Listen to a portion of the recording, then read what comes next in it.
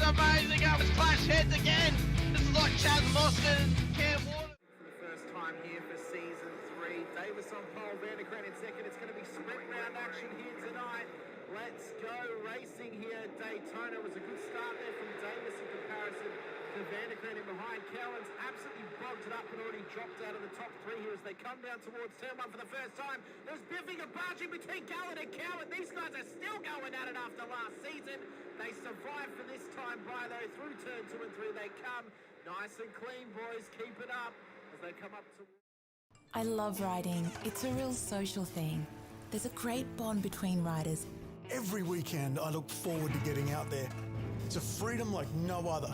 Riding to work is a great way to start the day. Shannons insure all types of road bikes, not just classics. They offer features riders really want. It's why they're one of Australia's leading motorcycle insurance providers. Whatever you ride, whatever you ride, Whatever you ride, ride with Shannons. Call 134646 for a quote. Through turn 1, it was a horrible start from De Bono, who's absolutely bogged it up and gets eaten alive by Dixon and Gowans as they come on through. Through turn 1 they come, and they all spread out around in towards the first sector of the Silverstone circuit. They look all right at the moment. Okay, there's already been a car spun round. That's Jordan Ferguson offline.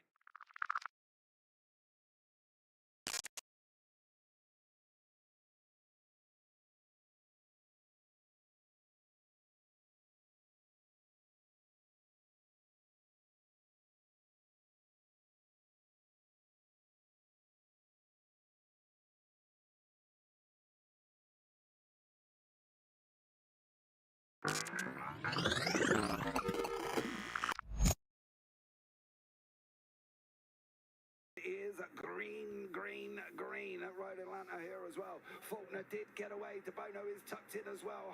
Unfortunately, Houghton is on that outside line. De Bono does want to turn it to twos. He's got the job. De Bono's overtaken. Now can he get Ben Faulkner up through turns for 2 and 3? They go round the right-hander, dropping down the hill. Faulkner's out in front. De Bono second. Houghton third. Ratcliffe in fourth. No real dramas going into turn 1. We've always had a few cars. They're all special. The T-Bird. Oh, that's mine. The Combi for when we want to get away. The XR8. It's going to be a classic. They're all insured with Shannons, We've also got Shannon's home and contents cover. which helps protect our automotive collectibles, tools and memorabilia in the home and garage. If you're motoring enthusiasts like us, it's got to be. Shannon's. Shannons, insurance for motoring enthusiasts. Call 134646 for a quote.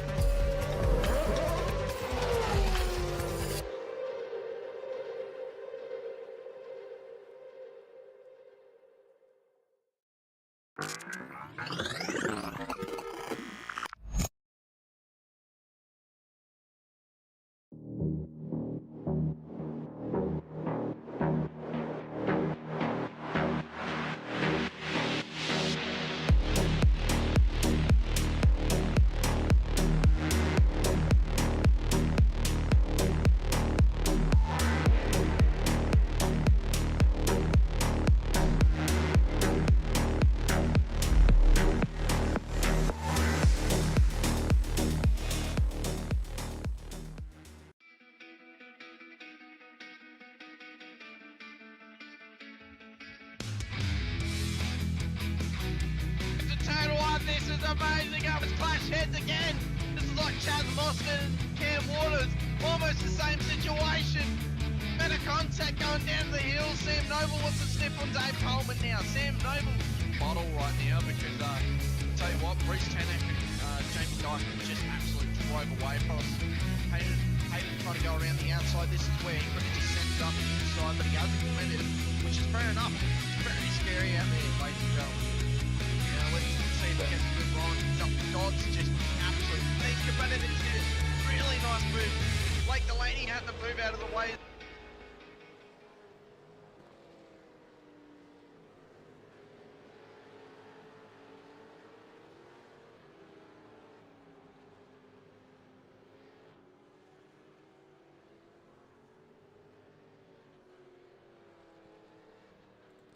Good evening, good morning, good afternoon, ladies and gentlemen, and welcome back to SRW TV. And welcome in to the Warren & Brown Tools V8 Supercars Championship for Round 6 of Season 4 of 2024 out at Autodromo Internacional do Algarve, also known as Portimao, out in the sunny skies of Portugal.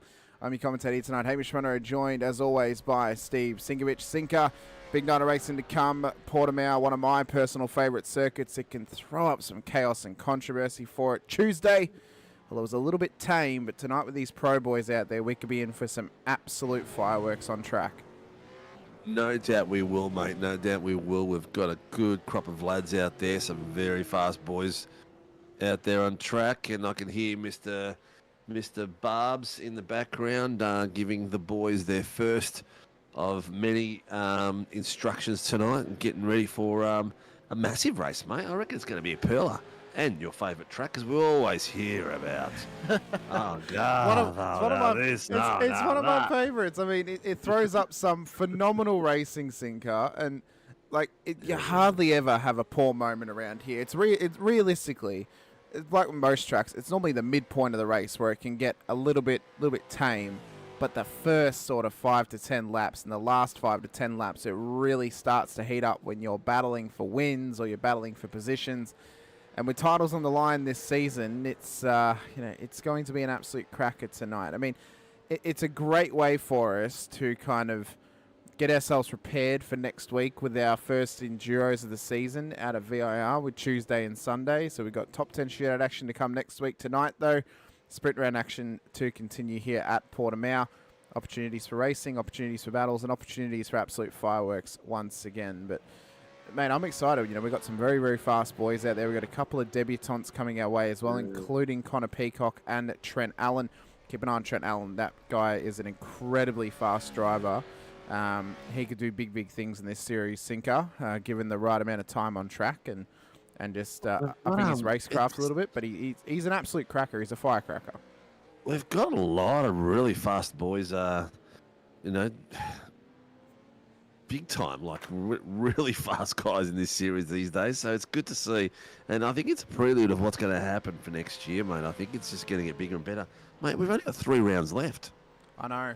And I do have to correct myself. Tonight is a normal round, not a sprint round. We only have one sprint round left for the season. Tonight is a 1 hour. Yeah, we only have one sprint left, and that's out at Mo Sport for the second last round of the season. But I mean, Algarve, the moto layout, this is going to give us some cracking racing, Sinker. Next week, VIR for the full circuit for an Enduro. 80 minutes of racing with the top 10 shootout as well, slightly earlier start time. I really don't like that track. I don't either. I don't know why we chose that for the Enduro. I feel like Algarve would have been so much better. It's also, we had it on Wednesday night for the Formula 3s, and I was watching it and I was like, there was some great racing. There was some great racing in the Super Formulas there, but the track just doesn't make it look special, No. You look at this track and you see the crowd in the background. You got that crest that you're looking at the moment. You got a car coming over that. It just looks more spectacular. When you see it in places like VIR, it just loses the realism a bit, and maybe it just makes it look a bit more backyard. Perhaps Bathurst would have been a good choice. It was on the officials this season. Yeah. Perhaps we could have just run Bathurst instead of VIR, because we missed out on VIR here in SRW during the week that it was in the officials. So maybe we could have run Bathurst and then, thrown them around there for 80 minutes as a bit of a precursor to the Sandown 500 at the start of December. That's a perfect spot. Have a look at that. Look at that photo of that car. Did you see the way that car came across? I did, yeah. Oh, it's sensational. comes up over the dip and back down again. You know, you get a your Formula Superlights doing that. Even the 86s look spectacular on tracks like this. It just looks so damn good, and it's the realism's there. You know, as soon as you have a lot of greenery around it, it just makes it look fake. Well, I'm a big believer, Sinker, that, of course, we have the AOWN coming up talking about open wheel racing. I'm a big believer that I think, Rebel Ring would be a great showcase circuit for those cars. A lot of undulation changes, short, fast laps, good opportunity for a bit of chaos, but I think it could really lead to some great racing. That's my personal take. I would love it if it was Circuit de Gilles Villeneuve, but I do understand we don't want that whole race just to consist of safety cars. I think that's what the other thing as well. Rebel does lead to safety cars as well. Yeah, but I don't think it leads to as many pinch points. It doesn't lead to as many as what Montreal does, for example. I think I think the beauty of Rebel is it is nice and open. We have got rear of grid starts though for a couple of drivers tonight. Car 981 and car 991 is going to Harry Dodds and Andrew Cowan. There have been some naughty boys, and after tonight, well, Cowie, I don't know if Dodds will, but I know that Cowie will. He'll be on for a week's holiday, Sinker, unfortunately, due to his license points. So. Yeah, there's a few boys that are out there in the 10s. We had Greg Johnson up to 15 points. Yeah. Man, have a look at your driving, dude. I love how, and fair play to Greg, he's a really, really nice guy, but he'll complain about people's driving. But he's like one of the first people we've ever had or one of the only people we've ever had get to 15 license points in a single season. Like, I think that even beat Mitch Noble. Yeah, I think he only got to 11. I think Jamie got to 12 one season. Yeah. So, yeah. But anyway, it's gonna be good. Dylan Gray is in his G-Force car. I don't mind this livery. It's a little bit reminiscent of the Castrol. Well, it's based off the Tom's Supra from JGTC, which was a Castrol car. Obviously, Tom Randall then ran this as a retro at Sandown earlier in the year in real life as well. So, Mr. Parker's in there. G'day, Mr. Parker. Dylan Gray is in there as well. Dylan, what are you doing? He said Bathurst over VAR. I have to agree with Dylan. Bathurst, I think, would have been a real lovely choice over VAR. I definitely prefer Bathurst over VAR. We don't actually, we're probably, I don't know what other clubs do, but we haven't smashed Bathurst to the ends of its life. Well, what I found interesting, Cinco. I was looking up some stats for vets at one point. Yeah. Do you have any idea what their most used track is? No idea. It is Phillip Island. Oh, really? They've done over 1,000 laps at Phillip Island. I believe they've raced there 5 or 6 times. Or possibly, I know it'd be more than that actually if they've done over 1,000 laps. But yeah, that's their most used track. It's been in, I believe, at least 10 of their 21 seasons. And it's in next season again. So, I'm under the belief if they ever did a special event like an endurance race, it should be at Phillip Island, and that should be the one time a year that they race Phillip Island because it's their most used track. I still have in the cockles of my heart, somewhere down deep below, I still have a desire to do a proper full Nordschleifer enduro race, but full length. I don't know what cars. I'd still love us to do that at some point because I think it's such a spectacular track, and I've never done a broadcast on it, so it'd be cool, I think. I mean, I'm not the biggest fan of the Nordschleifer personally. I know a lot of people love it. I just think that, a race around Nürburgring is, for a 24-hour, it's good for the first hour and it's good for the last hour because they're the most important points of the race. As Dylan Gray crosses the line. Any enduro, it's good for the first hour. Oh, this is true. This is true. It's good for the last hour. The bit in between is just the meat and the sandwich, and it's a bit like a vegan burger. No, that's it. Anthony Visma has gone P1 at the moment in the session. His teammate Mick Clifton, we know, has been on the rise thus far this season. We'll see if he can set a time here in qualifying. Brandon Levin has gone P2. Oh, well done. He was just saying to me in chat that he's struggling to get lap time that he was getting on Tuesday night. So might be track temperature, I'm not sure, but that's not a bad looking result there. Yep. Connor Peacock. Yep, Connor Peacock. New driver. He is. He's not. I'm not. He's not on track at the moment. No, he's not on track at the moment. I'm currently adding he's a Mr. new lad Warboys that's and signed up in the Mr. last few days. Currently, Mr. Warboys And and Mr. Emil out Leonard. tonight. Good to see. Yeah. Yeah. He's been. Lawford. What are we going to expect out of Lawford tonight after his Tuesday night performance? Mate, big things for sure. You're super pumped. Setup is like they're super happy with their setup, so that's going to be the last thing on his mind. Is his partner out there tonight? He's not. No. He's on his own. He must No, be he's back. on his He own. must be back to work. Yep, back to work. The well, what are we tipping tonight? Warboys is actually sitting at the pointy end for qualifying. We haven't seen him at the pointy end of qualifying for the last few He rounds. actually knows this track. Apparently, he hasn't had to do as much practice. Maybe. Oh, maybe so. Maybe so. The Phoenix boys are all lining up. Dylan Gray's trying to get in there with them. Oh, and that's caused Vandermeulen to spin. Yeah, that might look too wide on poorly. the slow there is Yeah. not a good idea. No, that might look poorly on Dylan. He hasn't called it in, actually, funny enough. Interesting. I know I would have.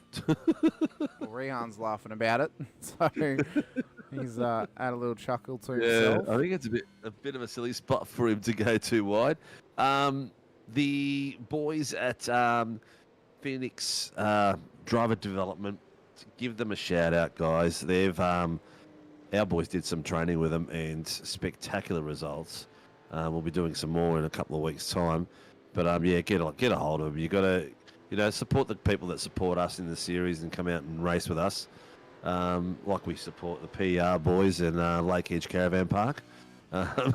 We get in there and try them out because you'll find that it's spectacular for your teams. Yep. I've had nothing but glowing reports from my boys. And Infinity Motorsport's currently in conversations with them to set up a training session for Sandown as well. Yeah, So- there you go. Yep. Perfect little perfect thing to do before the event.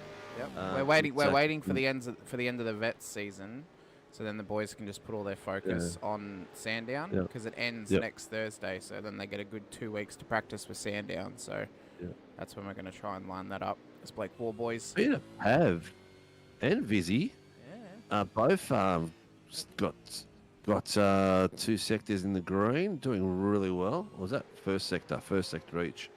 They're big sectors across here, aren't they? Oh, they are. They are big sectors. I mean, it's a minute 42 or minute 41 lap time, depending on where you are in the field. Mick Clifton has now gone P15, 142.93. Did you just call him McClifton? Mick Clifton. I thought you changed his name to Scottish. Oh, it's Mick Clifton. No, Mick Clifton would be his New Zealand cousin. Hamish has spent the weekend with his granddad, who's turned 90. So happy birthday, Mr. Munro. Yep, Mr. Will Senior. Mr. Will Senior. Yep. He and now you've come back with a Scottish accent. I'm technically William the Third because of my middle name. So. William the Third. Yeah. I love it. We do the same thing in our family. We've started the tradition. Well, actually, my dad did. I was named after my grandfather. So I named my young fella his middle name after my dad. I'm pretty sure, actually, that there's a lot more Wills above my grandfather. So it's probably like Will the whatever number at this point. I don't think they're the only two. But, yeah. But yeah. So Blake Urquhart at the moment, he's out on track. P18 at the moment in the session. Rian Leonard has gone even faster at 141.113 on the timing tower there. So he goes even better this time by. Jack Andrews has now found himself P9. You know, I don't mind these guys sweating themselves out for quali laps. I don't like it when they just pull over straight after the start-finish line on the main straight. Yeah, race control. Have a chat to these boys. We don't want them stopping straight after the start-finish line after they've done their hot lap. It looks stupid on the stream. Anyway, it's good to see, you know what, teams doing the team thing out there as well, like getting in there, getting a bit of a draft out there, helping each other out, getting some times under their belts. A few of the boys that we see on a Tuesday night there with teams are on their own. Lawford, Visma. Oh no, Visma's got Mickey Clifton, hasn't he? Yep, and Michael Schroeder as well, who And is Mark now out on Schroeder as track. well, yep. Yep. So Vandermeulen's, of course, got his teammate Stacey Boyd. Stacey took his first Vets win on Thursday, Sinker, at this track. Yeah. So he's a Nice, driver in nice. form at the moment. Yeah, he's been really Nice. showing some great pace. The Mr. Coleman's just coming out of the pits. He's done a 143.177 at the moment. At the Vandermeulen into the top 10. Vandermeulen, yeah, he's got himself through. I think We Manny both Parker's a taken bit. I think him. Manny Didn't we? Parker's a bit behind on the stream because there's Sean getting taken out on an outlap. He did. I don't think he called it in though, Matty. If he has called it in, Yeah. I could Yeah, see, we I saw- could we see saw an it. argument for Dylan getting a penalty, but Yeah, Dylan was too wide beside one of the other guys, and yeah, I don't know what happened there, but yeah, he looks like he got a bit of love, but he didn't call it in. I've got the RC chat in my ears, and I couldn't hear anything at all. What was I going to say? Have you started using SDK? No, not yet. No. Oh, have you just got it on like most exciting at the moment? Yes, I do. Mate. Okay. Okay, because that was almost too perfect for you to talk about Dylan Gray, and then you swapped to him at the moment you talked about him, to be honest. Yeah. Got it on most exciting, so I'm actually talking about what's going on the screen at the same time, Hamish. So it's making me look a little bit more professional than I am. Well, imagine what it's going to be like season 1 of 2025 when we finally got that it's double gonna be- SDK running. You know, Yeah. people, you know, I've just gotta everyone make gets a bit of a sure I, preview of what it's like on a Wednesday when Hutto runs it. So Yeah. I've just got to make sure my PC is going to be able to handle it more than anything. 451 and 52, no further action. yeah, so that was the moment with Mr. Vandermeulen and Mr. Gray. Yeah. So, I mean, it didn't look like there was a whole lot in it, to be fair. No. But, No. you know, I don't know who hit who, but yeah. maybe It they're wasn't, both at fault. Everyone was going Yeah. pretty slow at the time too, Yeah. so it was like a really slow spin. Blake Vizzy's off track. Warboys just quickly is on for an absolute perler. He's had a personal best yeah, sector yeah, in the too. first. Well, sorry, a session best in the first. So he's Session the best fastest first, man. He's the fastest man in the first sector. How does he go on the second? Goes session best Ooh. again. This is going to put him pole Doing sync if he can well. pull it together. Oh, he's a fair few tenths ahead. Yeah, this could be an absolute cracker. We could see a 40. 2 tenths. He's about 2 tenths ahead. He's doing Oh, well. and he's got his teammate to give him the toe down the straight as well. This could be an absolute cracking lap from Blake Warboys of WKMP Sim Sports. Round the final corner for him in the 63 Mustang. Does he go straight to the top, or has he made a mistake in the final sector? Crosses the line. It was an orange, and it's not better. It is better to 141.02. He's done it, yeah. So his first 2 sectors, he was up like, what is it? That's, it's 2 100ths. Then he was up 1/10. So he didn't do it by much, and that's exactly what he needed. 1/10. Wow. He did it by actually less than 1/10.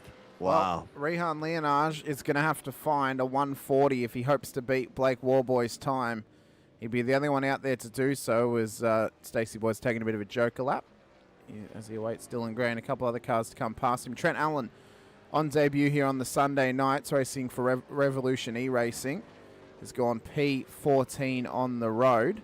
Coleman's 3 greens. Where's he going to pop up to? Oh, Ooh, he's got Coleman. himself up to 16th. Yeah. There goes Levin's Coleman. Levin's on 2 greens as well. He's looking spritey there. As he comes in towards the final sector. Only a couple of corners left to go for Brandon Levin. How's he going? Car's blending into the background of the chicanes there. Well, not the chicanes, the off tracks. He's down on that. He's got himself to 12th though, so it's not a bad effort at all. That's a fair effort. Fair effort from Mr. Yeah. Levin. Billy Mole, again, up the pointy end, top 10. He's having a really good season. I think, this is his first season on a Sunday night, and for his first season on Sunday night, he's done extremely well. Extremely well. I think with a bit of confidence and a bit of patience, I think he's going to have a really good season for a season 1 2025. He could be on for something special Oh, next there's year. 3 cars wide down the bottom here. That was like Lance Stroll on the outside and Chich on the outside and Hampson going through the middle. Angus Lawford at this stage across the line. He's not got any better than P3. He could be on though for quite an impressive run tonight if he can start this thing on the second row of the grid. Yeah, we've only got whoever's out there's got to get out there and cross the line now to get their last lap in. Has anyone just crossed over? No. How many on an actual lap still? Is Angus Lawford on a lap?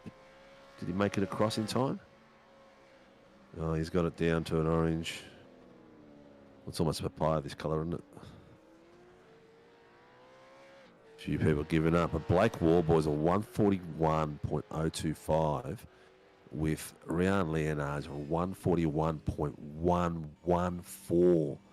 That is crazy close, man. That is going to be a wicked track. You know what? Angus Lawford, not far behind at all, these boys. He is 3/10 behind. And neither is Will Brown. He is 3/10 behind. Vizzy is about 4/10. Stone Street as well. Mulford 5/10. So that's a pretty tight top, 6 or 7. But all the way down to 12th is only a second. Yeah, there's barely anything that separates them, and at this stage, I mean, Lawford's probably the only one, apart from maybe Gray, although he's not on any session bests, who could challenge Warboys for pole position. Oh, that's a way run wide, though. That's not going to count as a lap. That's an off track for Mr. Lawford, as Gray is going to come straight in as well. So the grid has been set. Blake Warboys has got himself another pole position this season in very impressive fashion. And look at the way he's celebrating. He's just doom scrolling on his phone. I don't. Maybe we should do a point for the pole sitter. Maybe we should do a point for anyone that gets their cameras onto Video Ninja. Watch how many people buy cameras then. Maybe I got to import some and sell them cheap to the boys. Let's get the Anko ones from Kmart. Yeah. All right, here we go. No briefings just yet. We'll see some stunning photos of Portimao. Portimao. It is Portimao. Algarve, Portimao. Algarve, yeah. That looks like a street almost. Yeah, there's a street around the outside of the track. Outside. Yeah. What the hell's the camera doing out there? It's just where the scenic camera is. They're picking up to see how many people are queuing up outside. See if we've got to open up the doors and let everyone everyone's coming early to see this race. Yeah. 30 people in there watching. Welcome, viewers. Come and say hello. Let us know who you want to see, who's on track, and please like and subscribe. Well, starting grid for this race will be as follows. Blake Warboys will start pole position for WKMP Sim Sports. He currently leads the championship, and he will lead us away from the pole spot on the road. He'll line up alongside Rehan Leonage of Phoenix Racing Team with Angus Lawford and Will Brown on the second row of the grid. Anthony Visma Troy Stone Street will line up in P5 and P6 with Tim Mulford and Jack Andrews inside the top 8. Billy Mole and Stacey Boyd, they'll start P9 and P10. Two Nova boys alongside each other. That's a good qualifying for that team. Dylan Gray and Brandon Levin, they'll line up just outside of the top 10. Sean Vandermeer and Peter Pavlovic will line up in P13 and 14 with Trent Allen and David Coleman making up the top 16. Mark Oughton and Travis Daly, they'll line up on the 9th row of the grid with Blake Urquhart and Mick Clifton making up the top 20. Michael Schroeder and Troy Dooley will be inside the top 22 with Steve Vella and Harry Dodds. Doddsy with that rear of grid starts at a P24, and Andrew Cowan back in what is P25. He'll have Connor Peacock alongside him, who did not take part in qualifying this evening. But our pole sitter, Blake Warboys, has done it again for WKMP Sim Sports, and well, he's really earning this championship this season here, Sinker. If he can make the next round and the final, or the next 3 rounds, he's going to be in for something special at the end of the season when he wins this title. Oh, yeah. That's pretty cool. Oh, did he just disappear? Yeah, he did just disappear. He hopped off the field. Thanks, Blake. We're trying to show off your car. Oh, and now he's back. There he's back. A few drivers waiting to clock in. Levin, Allen, Horton, Peacock, who didn't set a lap at all. I'm not sure if he's made the session or if he's dropped out. Has he dropped out? I don't know if Peacock is actually participating this evening.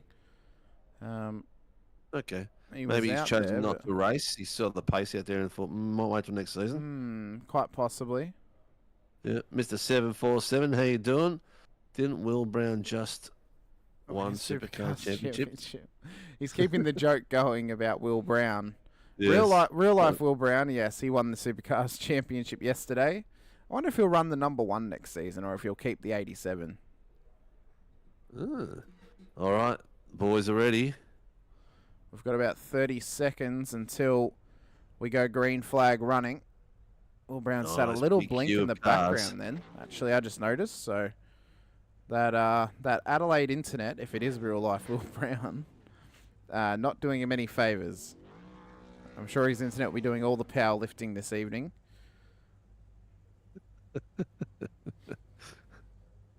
I love a long, nice grid of cars. That photo you've got up there at the moment, that's a great little pic there.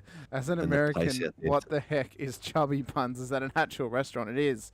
It is an actual restaurant. It is based in 7 locations in the suburbs of Sydney and New South Wales. But the lights are up. We're going racing. 60 minutes of Portimao coming your way. It was a rocket start from Blake Warboys at the front of the field as we rocket down towards turn number 1.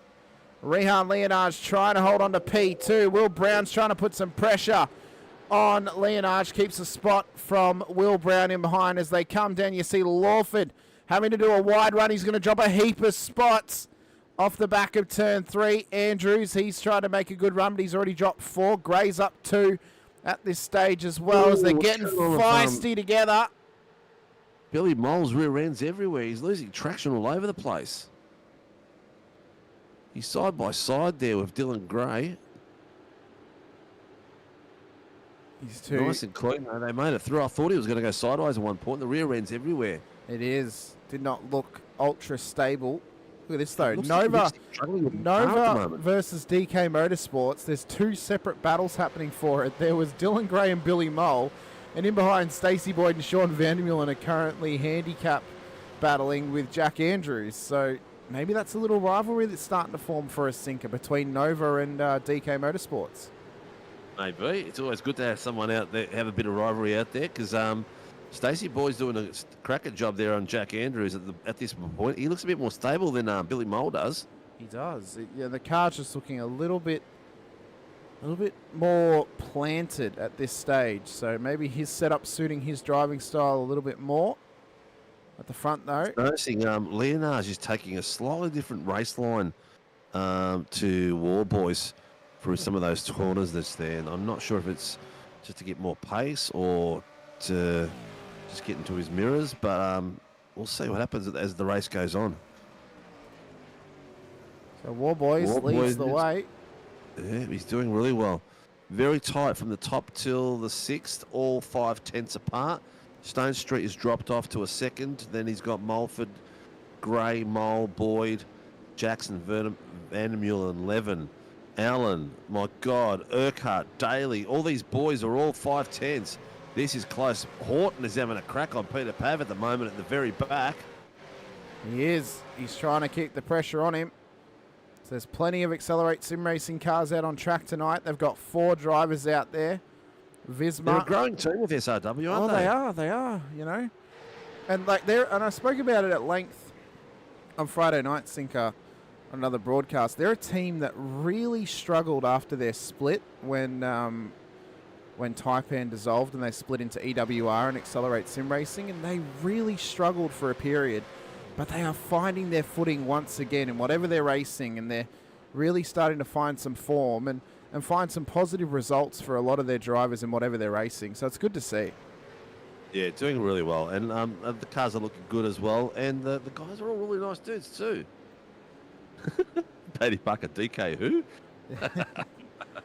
And I mean, and mentioning Accelerate Sim Racing as well, that is, they've got a combination into the Sandown 500 sinker that I think a lot of drivers need to be scared of. Damien Cairns and Greg Favell teaming up for the Sandown 500. They are both going to be heavy contenders for that race. SRL in the early days for a while.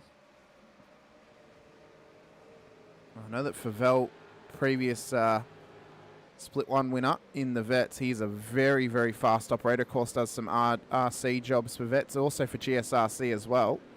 He was their head representative in the Australian Open Wheel Nationals for the GSRC side of things. In that race control booth, as Warboys leads to Leonage. Will Brown is now... Down the back there. What has happened One to Billy of Mole? Matty Parker's boys. Who was that? That was Billy Mole. Billy Mole. What happened there? He looks like his rear end's lost again. I reckon he's having a problem with the setup at the moment, mate. Yeah, quite possibly. So he's following Dylan Gray. Just watch his rear end. He's losing traction. Oh. That's not the first time. He's lost traction in that rear end maybe about 3 or 4 times so far. Matty Parker, get him a better setup, mate. Come on. Yeah, it's a very, very loose he's rear struggling end. at the moment with that rear end big time. Yeah, he needs to be careful as well, because the longer that he goes on that set of tyres, the worse it's going to be for him, because this track loves to eat rear tyres. So that could be a real problem for him. Andrew Rushworth in the chat. How you going, Rushy? Getting excited for my DD wheel a pair of double Ds. Yeah, he's got himself a direct drive. Just to confirm, that's what double D means in this sense. It is direct drive wheel. Direct drive. Direct drive. Oh, he's not getting a new outfit with double Ds. No. Direct drive. So the G29 can finally go into the cupboard. Well, watch for Andrew Rushworth to gain some pace then, now that he'll be driving with a direct drive wheel. Yeah, that'll be a hot bit of property for sure. As Warboys and Leonage 1v1 at the front of the field in the battle for the lead. We are only 5 minutes into this race, though, so plenty of time for these boys to battle it out. Leonage is full focus on the back end of Blake Warboy's car. He does not want to let him get out of his sights. He's pulling that concentration face. That's how you know he's having to push to stay with Warboys at this point. And Warboy's cool, calm, and collected as ever. Mate, we have to call him Raikkonen, mate. He's just, there's not a sweat on that brow, mate. You don't know if he's struggling or he's just having a stroll at the moment. Reharkonen, that's what his name's going to be. He's having a good battle with Warboys. Both of them are incredibly talented operators. Houghton's had a moment. Oh, nice bird out there by Coleman. I don't know if it was on his own or not, but oh no, Coley, what are you doing? Oh, He's cooked the rears. He's cooked the rears. They're way too overheated. Oh, this is what happened to him. So he was in behind one of the PR cars. He's done a Billy Mole. Yeah, he's done a Billy Mole.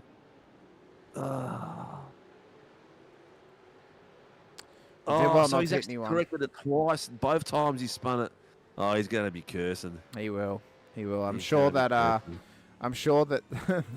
that flask that he got, we're getting a real workout at the moment. Oh my goodness me. Doddsy in behind his teammate Peter Pavlovic at the moment. We know that he's a man that likes to put on a bit of a concentration face, and there he is. Doddsy loves looking through his eyebrows while he races, doesn't he? Got a bit of Bob Hawk going on, mate. Yeah, he loves kind of looking down his nose at the screen. He's not happy at the moment. No, he doesn't appear to be. Although he did have a rear of grid as he gets past his teammate. Andrew Cowan a little bit further back. He was accepting of his penalties. He knows he's been a bit of a naughty boy recently this season. The first time in a long time that Cowie would be copping a round band sinker in SRW. Yeah, too true. Mr. Coleman's gone in. I wonder if he's going to come out. Oh, his former teammate, I think Trav Daly has just had a moment down there. And Billy Mole again out wide. He is having all sorts of problems with this setup, mate. All sorts of problems. Were you guys not teammates many years ago? Who, me and Doddsy? I don't believe so. Oh, no, he wasn't. He was teammates of Cowie many years, many moons ago. Not Trav. I think he means Doddsy. Yeah, Doddsy was and Cowie were teammates. For a while, Cowie and Doddsy, I believe, were teammates for a period. There in the back. Oh, Alan. See that? Yeah, Alan is.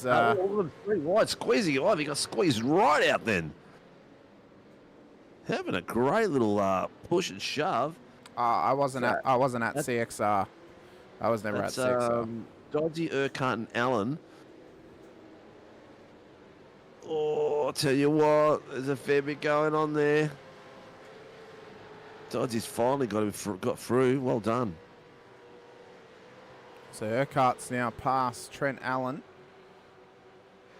Dodgy a little bit further back. Oh, Mulford's in the pit lane. That was close. That was real close. Whoever that is behind, it's Pav. Is it Pav? No, at the moment we've got Blake Urquhart ahead of Trent Allen. That's it, yeah. Trent, oh, God almighty, just see that.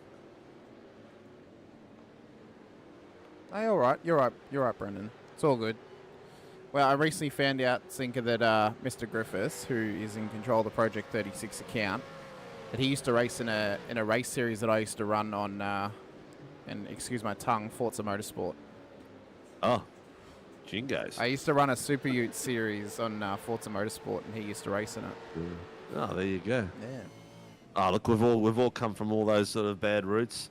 I started my career in, if you can call it a career, in Project Cars 2. I'd argue Project Cars 2 is worse than Forza Motorsport 7. Oh, look, there's no arguments there from me, mate. That was yeah. Not even going to talk about it. That was terrible.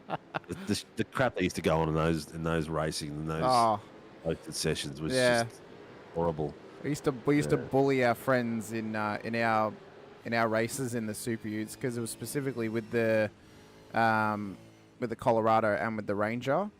And I remember a race at Catalunya. We came 3 wide through turn 1. It was the shortened layout. And we basically, me and my teammate had our friend in a sandwich between us. We made him pop up off all 4 wheels, mid-air, mid-corner. We just doored him together. You wouldn't see that in iRacing, though. You'd probably just kill your car. Yeah. Vandermill and Billy Mottle, they've swapped. My screen just did something weird.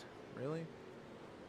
Angus Lawford has had a little bit of a poor run off the start, Sinker. We saw him run it wide at turn 3, and he's dropped a couple of spots, but he is hanging with Visma and Brown. I'm sure he'd love to get back up to the heights where he qualified in P3. Further back, Trent Allen has gone off the road. I have to wonder if possibly contact was made with Blake Urquhart. What's happened? No, he's done it all on his own. He's caught the curb. Done a full rotation. What's the temperature out there? Because we're seeing a few boys out there struggling with the rear end at the moment. Like we saw Billy struggle. We saw Coleman struggle. It's only 24 degrees, Sinker. Wow. It's not hot, and it's 90% precipitation. So again, it would be raining if we could have rain. So it's just a cold winterish day. I mean, we are getting closer and closer to December. So these European and American tracks are only going to be colder and colder. I mean, watch for season 1 of the Supercars, because if we go to any American or European circuits, we will likely see rain. Imagine that. On the bottom screen, I've got Peter Pav. He's having a great little ding-dong with Michael Schroeder and Mark Horton. They're literally 2 tenths between them, each one. And they've been really close for a while. He's got the whole Accelerate team behind him at the moment. He's a bottleneck.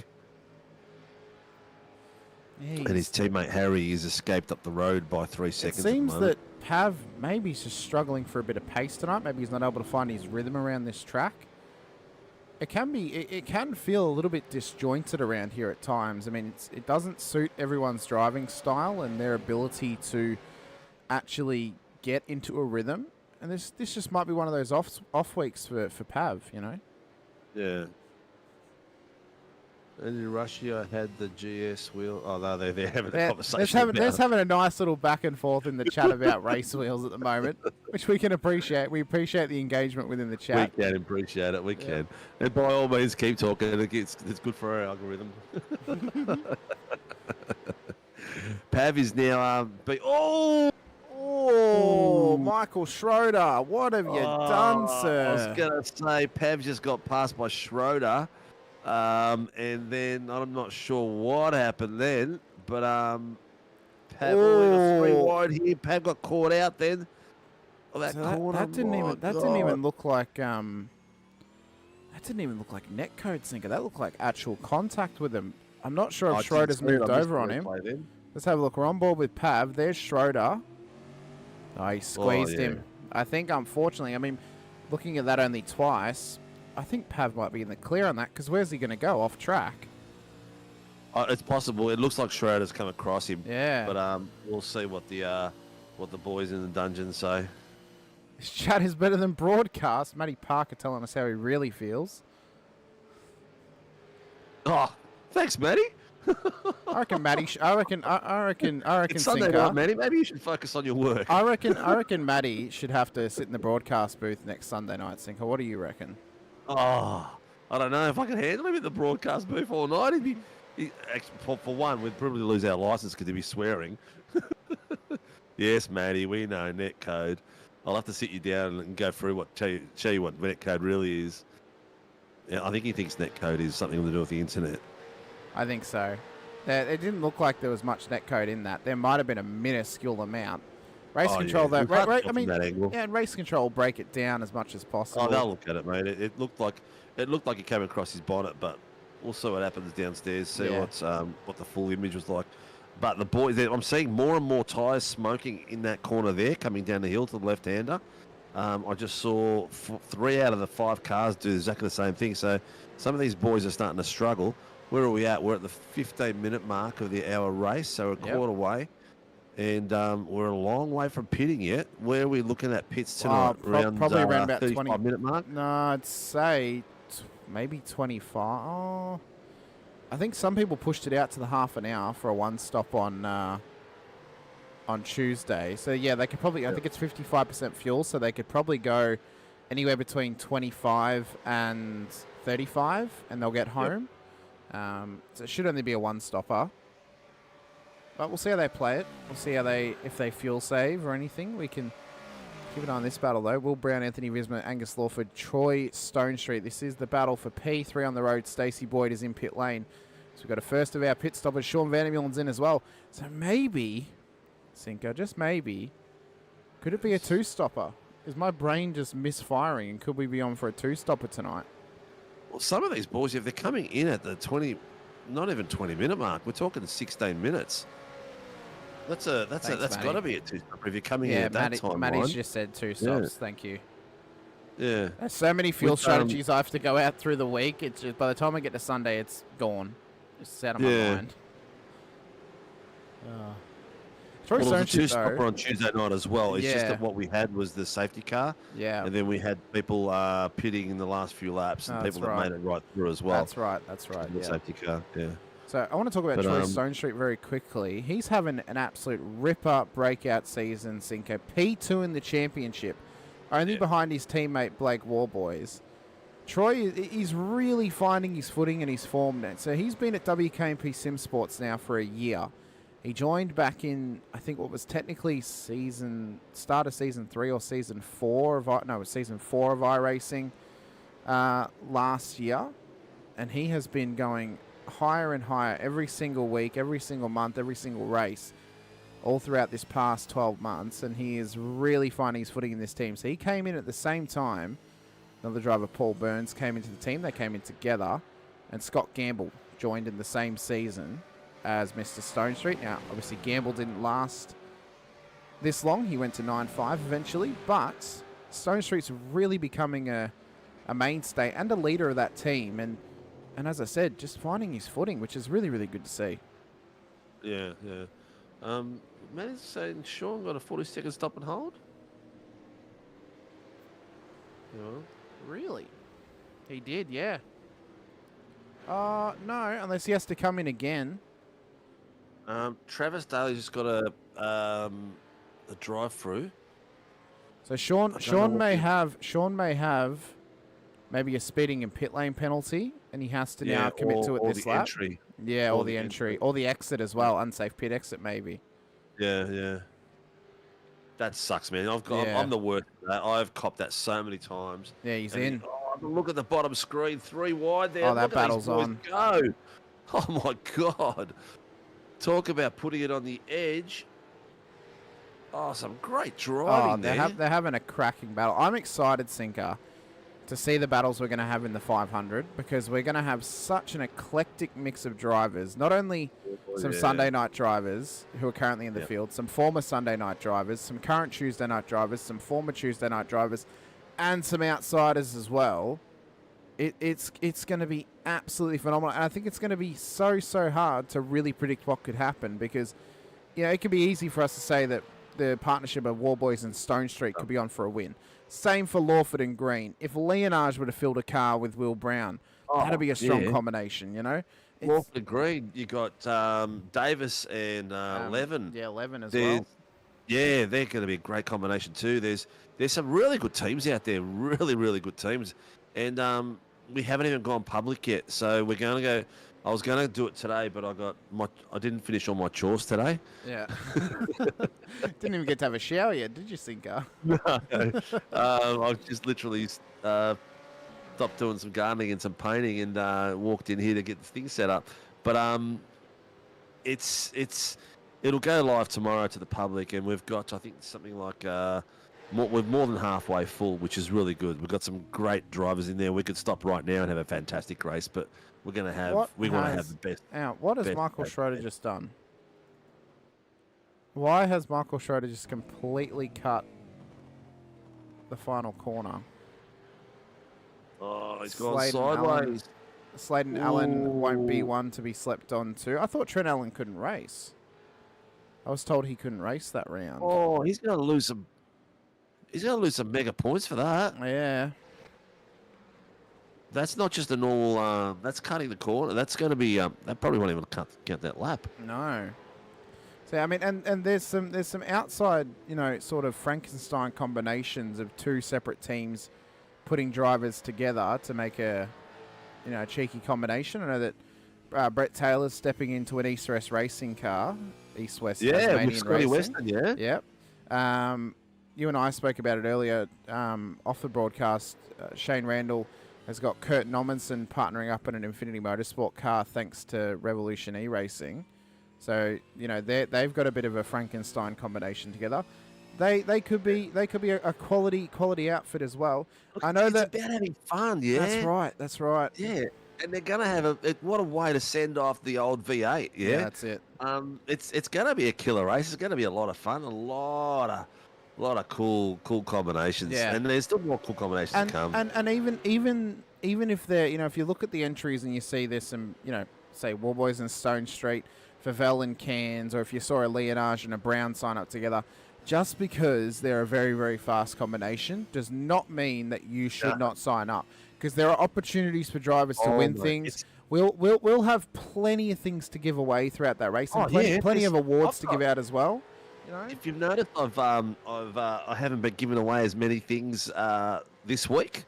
I've tapered it down a bit. We're saving them in the chamber for the 500. Mate, we're going to give away so much stuff for that 500. It's going to be prizes left, right, and centre. We'll have an underrated combo of the day. So that'll probably go to someone who may not be racing up the front. Viewers will be winning stuff as well, man. There'll be heaps of stuff for the viewers to win too. So it's going to be a great day for all in the rig and people watching it and sitting back. My suggestion is move your TV out into the barbecue area and have a barbie and kick back and enjoy. This little battle here that I've got on the bottom screen is absolutely going crazy. They've got so close to each other. Cowie has finally pulled away, so he's done a great job of pulling away. But Peter Pavavella have been on top of each other. Again, Cowie's pinching it in that corner every time. Ooh, I have a feeling, Sinker, that Warboys and Leonage might be saving to try and get to a one-stop if they can make half an hour. 152 drive-through penalty. I didn't hear that come across the... Rushy makes a good point in the chat as well. The all-girls lineup of Stephanie Piccoli and Di Feldman. Yeah, we spoke... Oh, that was Lawford. What was that for? Yeah, we mentioned that on... Hang on. Let's see. Drive infringement on lap 12. It doesn't say what it was. But yeah, we mentioned it on Tuesday night, unofficially, because it still hadn't been. Yeah, he's lost it. He's slid into him with the front end. Yeah, he caught the sausage curb. That's what's he's really just got done out of the way too. Just got out of the way, yeah. Di Feldman and Stephanie Piccoli, our first all-female car, which is fantastic. I'd love to get some. I think we had a female join in the Formula 3, Formula Superlights. Ocean Colangelo, Yeah, which is cool. That's 3 females now we've got in SRW. I'd love to have more. I'll tell you right now. Well, get some of these boys in their place. But like Matty Barker, get a female, put you in the place. That's probably the only person who'll put you in his place, his wife. Oh, Blake Warboys has absolutely sent it into pit lane. He's looked at the camera as well. He knows we just caught him doing that. I have to wonder. That's the expression we saw of the Iceman. I have to wonder if he knows he's just made a mistake coming into pit lane, because that was a massive lockup. Let's quickly get the replay he knows, of it. because he was shaking his head and he just looked up the top, and he must have realised he was on camera as well at the same time. He must have. Surely he must have. All right, so let's see. I'll swap my camera over. Let's see what happens with this. Where he's going to come out. I'll put my camera out on Leonard, and you go on. I want to see if he's actually got a speeding in pit lane. Oh yeah, it's an unsafe pit entry for sure. This is surely going to have to be a stop hold. Surely he's crossed the white line. We'll keep an eye on him. Yeah. What's he doing? Is he looking at the time? He's waved at us as well. Did you get a stop and hold, mate? Was it an infringement in the pit entry? I don't think he can hear us. Oh, I've just noticed that Erky's also given me his camera as well, so I'll cop that and I'll put that on the stream too. Parker, what's the question? Oh, I was asking, are you married?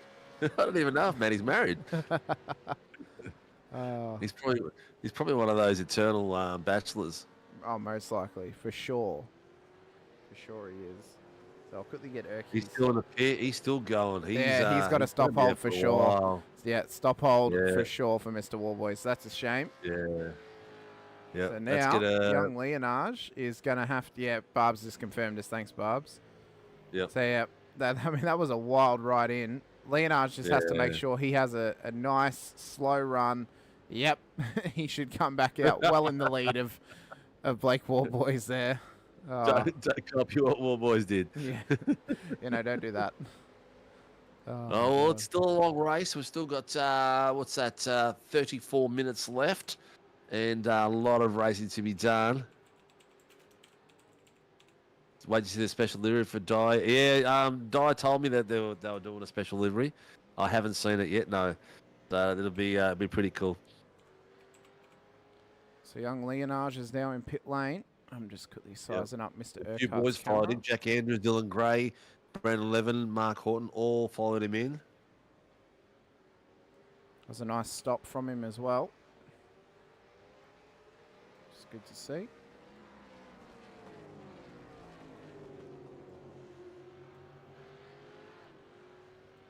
All right, I'm going to go. And now we have Mr. Urquhart on screen as well. So now we can track that. I had a chat to him the other day after Tuesday night's race, and I mentioned how nice his mustache is looking. He's like, I normally only leave it for November. I'm like, oh man, you should wear that year round. It looks good. So we'll see if he keeps it. Horton, Urquhart's just pulled out in front of Horton. Horton's gone to the pits. Peter Pab's in the pits. Dylan Gray, Jack Andrews having a bit of a stoush. I'm just going to take my camera down there to those boys. Andrew Cowan's currently leading the race, Sinker. He's going for a one-stop, I reckon. Oh, look, he's done it before. Daniel Snedden saying, how do we sign up our team for the Sandown 500, or where will be the best place to watch details? Daniel, keep an eye on our Facebook page, Sim Racing World, SRW Sim Racing World tomorrow. The sign up and how you register will be posted on the Facebook page tomorrow for the public. Currently, it's only been open to current SRW members.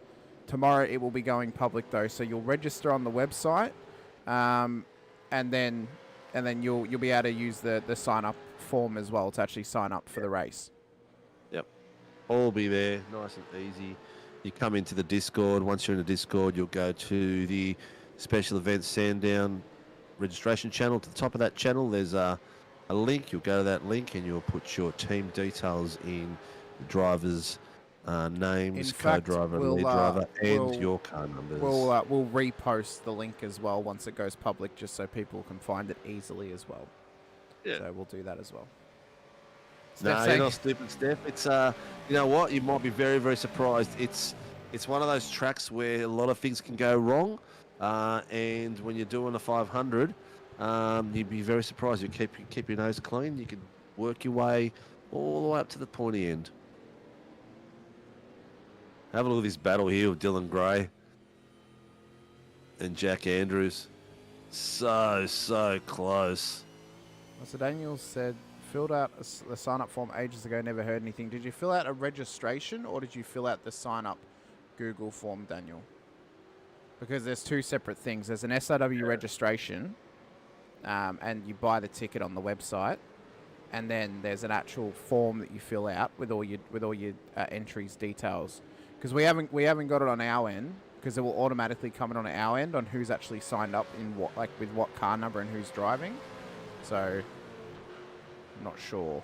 Mick Clifton though, he's having a battle out with Blake Warboys, who's trying to fight his way back through the field after a 40-second stop hold penalty for an unsafe pit entry.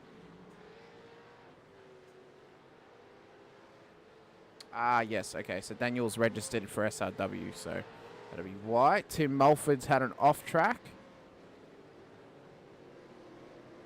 He's now back and running. Just send us a message on Facebook, Daniel, and the Facebook page will get back to you soon about that, okay?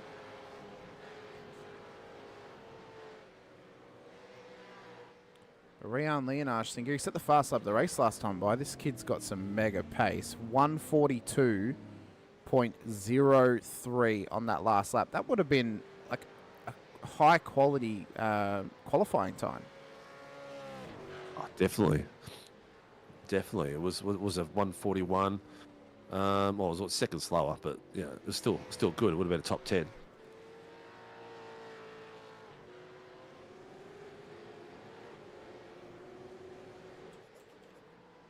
The registration for driver registration is turned off at the moment. It's not functioning correctly. So just go to the subscription and you can do it from there. And that'll get you Discord details and that sort of stuff. Or email me at admin@simracingworld.com.au and I'll help you through it. You can also message us at that Facebook link as well, which I've just put in the chat for anyone wondering. So yeah, just follow that Facebook link, copy and paste it in your browser, and that'll take you directly to our page where you can send us a message. Rian Leonage has got control of the field quickly, Sinker, halfway through the race. Cowie has made it to half an hour without a pit stop, so he could do this in a one-stop now. Yeah. I was just about to say that too. He's done really well. No safety car and he's got himself all the way out there. No one else has tried it. He's the only one that's gone for it. So this could be pivotal for Cowie. We've seen him come across and do this early season 3. Yeah, we saw him do it at Mugello. Goes. He's in now. We saw him do it back at Mugello in season 1, I think it was, Sinker. Yeah. Him and Mr. Crosgrove were the only two to do it. And Crosby, Mr. Crosby of M1, they were the only two that did it, and they finished 1-2 on the day. Yeah. Actually, I've got to reach out to Crosby. Where's him and Kennedy? They should be having a team out there. Where have they been? I know Mr. Burridge has been having a strong run for their team, as well as new driver Trav Daly. They've also now picked up a driver known as Mark Peck in the recent weeks as well. So there's been some... he used to own Quantum Pecky's Racing. He's now stepped away from that team. They had a couple little background things that happened. So he's now stepped away, and hopefully it's a good opportunity for him and M1 Racing, but also a good opportunity for Quantum, who now breathe a new light into their team. Who was that went wide then? Who was that then? I'm trying to see. One of the Phoenix boys. Was it maybe Mr. Mulford? Yes, I think it might have been. No. Well, yeah, possibly. He went off track on lap 17. Yeah, they also started a new league called ASR as well. So, yeah. Good luck to him. Dave Coleman is starting to make his way back up now. He's putting pressure on Trav Dooley and Peter Pav and Steve Vella. So these boys are having a great little fight across there. I'll take that camera across to there for a second. I want Troy Dooley and Trav Daly to run a partnership for the 500. I know Troy's doing it with Cowie, but that would have been a fantastic combination. Yeah. Oh my God, he has two. What? Mr. Griffiths in the chat's just mentioned that Warboys has popped his engine. He has. Oh, what? Chink in the armour of the championship leader. He has popped his engine down the back straight. I need to find where this has happened. No. Oh, jingos. That's right here. This is where he's done it. So he's already done it there. We're going to do a cheeky reverse because I want to see where he's actually popped the engine. Where is he? Mr. Warboys. He's done it down the main straight. Hell. Oh, just here? Yeah, downshift. Double downshift? Yep. So he was aggressive on the downshift, and that's where it's gone. Wow. Oh, working way too hard. That's right. And yes, Stacey Boyd is having an incredible run at the moment. How do you blow an engine? Too harsh of a downshift, Pricey. You don't do it too often in the 8.6, but the supercar is a lot more. Double downshift, you can blow an engine in these things. An incorrect blip can also do it as well.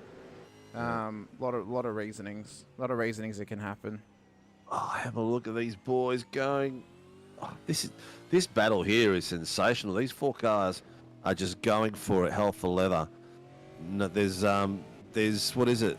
There's at the moment you've got 2 10s, 3 10s, 2 10s between Will Brown followed by Mole, Andrews and Gray. They're so close to each other. It's like an elastic band. They just open and shut. I love Rushy's response to Pricey's question. Actually driving hard, Pricey. Oh my God. But no, it's true. I mean, yeah, just over pushing the downshift into a corner, trying to do it too quickly. Just throws a rod. Doesn't like it. Dooley's just come out of the pits, I think. Was that him coming out of the pits? Oh, I'll tell you what, these boys are getting close to each other. You've done it again, Sinker. That's Trav Daly who's come out of the pits. Yes. You don't have to mention it, mate. People wouldn't have picked it up.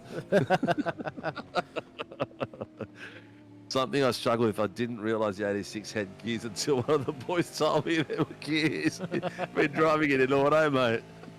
He's running it in first gear the whole time. I'm surprised he hasn't actually blown an engine by doing that. Mr. Coleman's in the pits at the moment. So he's doing a second stop. Tim Lawson's asked, anyone talking of running a Super 2 series to keep the Gen 2 car on track? I mean, we'd be happy to talk about it with people. Realistically, that wouldn't be a main series that we would run. It'd be a while. That's something like that.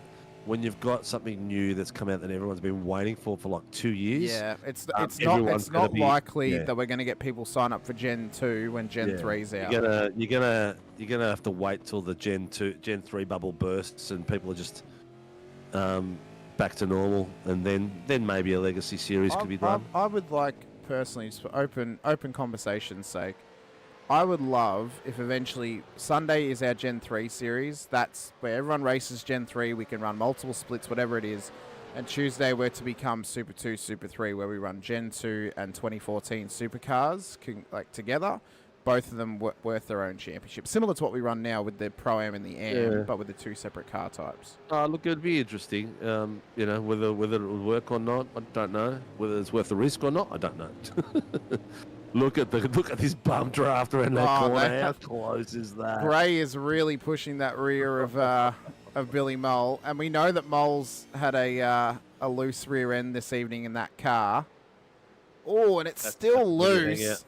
Oh, that's what happens when you hang out with Matty Parker. I was trying not to go there, Sinker. I'm gonna take my camera up to.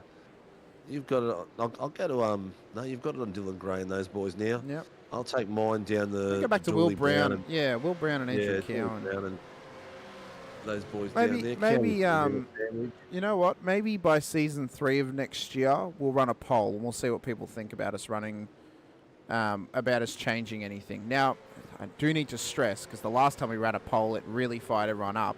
The poll is not concrete. We just want to know people's opinions on if we should run a Super 2, Super 3 night on a Tuesday and move all the supercars to Sunday. We just want to know drivers' opinions. That's all it is. Mate, it would be a. Tell you what, that was very, very close around there again. Yeah, I'll love to have a chat with him after the race and see. Well, if Boyd gets on the podium, we might be able to ask Stacey about it. Yeah. Billy Mole's just gone into the pits. Yep, he just got a warning for moving under braking too. Oh, I don't know if his car's really going to allow him to brake in a straight line looking at that rear end. Yeah, he's having issues everywhere. So the gap, everyone's gapping out as we always get this around this sort of time of the race. The times start to gap out, except for a couple. Cowan and Dooley are still having a great stoush on the bottom screen. Cowan's chasing him down. So Cowan's only had one pit, and he won't need another pit. So it'll be interesting to see how many of these guys as in front of well. him. Those guys as well, Cinco. Remember as well, they're teaming up for the Sandown 500. So these. I wonder what they're going to pick actually, because they both drive a different car. Possibly the Mustang, since that's what enough, Troy races, and he's the A driver. Our team, Jamie's going to jump into the Commodore. They're going to be driving Brandon Levin's I bright yellow Commodore. I suppose it's the final time that they do get to drive a Commodore, unless we were to run Super 2. Like, it's, for a long while, that'll be the last time they get to drive a Holden in SRW. Well, in a few years' time, it's your kids asking, Dad, what's a window winder? You know, they're going to, Dad, what's a Commodore? You know, it's the same thing. Oh, dear me. People are going to hate me. Pato pointing out Stacey's on fire. He really is. Parker's just never happy, is he? He's really not. I reckon Matty's putting his hand up to do RC. I reckon I should get him in the room. Even if I've got to tape him up and just get him to sit there. Anthony Visma's doing quite well at the moment in P3. This is a good opportunity for Troy Stoneshoe, though. Now, I know his teammate will likely take this as a drop round, but it's a good chance for Troy to actually gain some points, finishing P2 tonight. It'll really close up that championship battle between him and Warboys, leading into VIR next week for our Enduro, the Most Sport the week after for the Sprint, and then the Sandown curtain raiser for the final round of Warren Brown Tools V8 Supercars Championship in the Gen 2. That'll be at a special night on a Saturday this time, but it'll be in the afternoon, won't it, Sinker, after we do qualifying for the 500. Yeah. Matty, you're always allowed to ask questions, mate. I just like to pick on you because you give me a headache sometimes. Ryan Leonardo has this well in hand. 14.9 seconds at this stage. What could have been if Mr. Warboys did not cop that stop and hold penalty in pit lane. It'd really spice it up if we had a safety car, though, Sinker. That'd bring everyone back together again, really throw out some fuel strategies. Very much so, very much so. It would cause quite a few headaches for some drivers as Leonage comes into pit lane. Urquhart, Lawford have just left the pit lane further back in the field. Troy Dooley's still in there. They've now given up a spot to Mick Clifton. Biggest gainer of the race thus far is Harry Dodds, who had the rear of grid at the start of the night. He's already up 16 spots. Will need a pit stop, though, to get home. Very clean race. Yep, which is good to see. Yeah. I mean, I know, I think Dodsey has a week off next week. I can't remember. I think he does, yeah. Yeah. Matty wants me to take a Panadol. It's going to be a bloody big Panadol for my head, mate. It's a massive head. Leonard, Stone Street, Visma and Boyd all into pit lane. Yeah. So Boyd went from lap 9 to lap 25 on this stint, but his tyres will be just as fresh as the cars ahead of him on the road. Andrew Cowan's the car we're going to have to keep an eye on, though, because he's had one stop in this race. He stopped after the half-an-hour mark, so he should not need another pit stop in this one. Just whether his tyres can survive to the checkered flag flying and how many positions he can gain, because he's already up 12 spots and into P14, and it could be a bit of a saving grace for him, you know, seeing as he's going to have to miss next round. Well, he's so far behind, though. That's the thing, mate. It's like the gap, the time gap between him and say 6th position is just too big. Yeah. To make a significant bit of work. Well, Boyd, this is maximum save from Cowie at the moment. That was a big clutch in. Boyd's just come out behind him of the pit lane, so he had a slightly longer stop than maybe we would have hoped for. It was 17.4 seconds for Stacey Boyd. We'll see if he can make any gains now, but he's having to battle Cowie for genuine position at this stage, seeing as Cowie's going for the one stop. Where's our number 1 fan, Rebecca Bogan, tonight? She was in the chat earlier on, actually. I forgot to give her a shout out. So thank you for shouting out earlier in the chat, Beck. Yeah, she was here first. Go Mick Clifton and Team Accelerate. So thank you so much, Beck, for supporting us. Brad Hayes has also been out there quite a little bit ago. Forgot to give him a shout out as well. So thank you to everyone who's been hopping in the chat. Yeah, it could be. Way down, mate. Yeah, he has to get past Cowie and Visma, and he's quite a fair bit back on Visma now. Yeah, he's I don't know how this is going to work out, to be honest. Are they too far back or not? You got Gray, Levin, and Anderson all jumped in at the same time. They've been pretty much following each other for the last half hour since the last pit run, and their times have been pretty much spot on to each other. Dodsey is all the way out there. Yep, he's pitted at lap 11, so he's going to be coming in soon too. He'd have to. Seeing as Cowie came in on lap 18, that's if we go 36 laps. If we go 37, that's really going to push Cowie's fuel saving. Yep. We've got 15 minutes left. Harry Dodds is in provisional first place. He's still got the pit. Ryan Leonard will, at the moment, is, I would say, the lead car, Stone Street. Got himself to third. That's very impressive. That's a podium for him. Well, he'd be P2 when it gets corrected. Visma. He's got Visma hot on his heels. And Visma took a significantly shorter stop than Stacey Boyd further back in the field. It was only a 12.8 second stop. Boyd's was 17.4 seconds. There is 15 seconds between them, Sinker. So somehow Visma has just continuously gained over the American Stacey Boyd tonight. Yep. Well, Stacey Boyd's right behind Cowie now. His 310's putting the pressure right on. The last lap, that was an out lap, so it's a bit hard to tell. But he's 3/10 on Cowie. Cowie's 6 seconds off 11. So that's 6 seconds is a big lap to catch up for those boys with 15 minutes left. You see as well, the change in that... Oh, that's the wrong way around. We need to go -1. There we go.